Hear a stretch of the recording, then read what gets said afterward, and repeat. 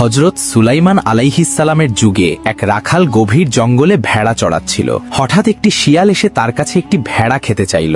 রাখাল বলল, এই ভেড়াগুলো হযরত সুলাইমানের সম্পত্তি, আমি শুধু পাহারাদার। শিয়াল বলল, তুমি তার কাছে গিয়ে অনুমতি নাও। তখন রাখাল বলল, আমি গেলে তো এই সুযোগে তুমি আমার ভেড়া খেয়ে ফেলবে। শিয়াল তখন অদ্ভুত এক ওয়াদা করে বসল। সে বলল, তুমি নিশ্চিন্তে যাও, আমি নিজেই তোমার ভেড়া পাহারা দেব।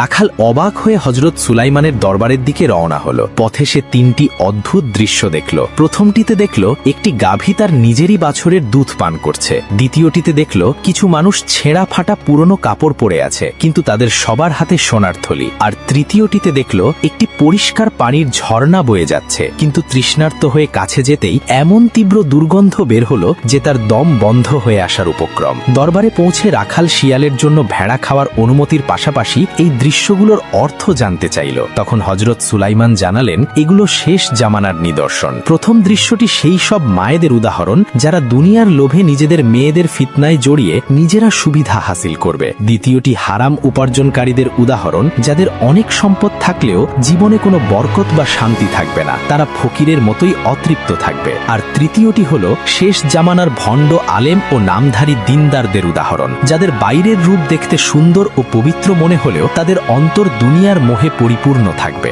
ভয়ে কেঁপে উঠে রাখাল জঙ্গলে ফিরে এলো। দেখল শিয়ালটি সত্যিই তার ওয়াদা পালন করেছে। নবীর অনুমতির কথা শুনে শিয়ালটি পাল থেকে সবচেয়ে দুর্বল আর অসুস্থ একটি ভেড়াকে বেছে নিল। রাখাল অবাক হয়ে এর কারণ জানতে চাইলে শিয়ালটি উত্তর দিল, আমি একেই বেছে নিয়েছি কারণ এই ভেড়াটি তার রবের জিকির থেকে গাফেল ছিল। একটু গভীরভাবে ভেবে দেখুন, আজ আমরা শ্রেষ্ঠ জীব হয়েও দুনিয়ার মোহে সৃষ্টিকর্তাকে ভুলে বসে আছি।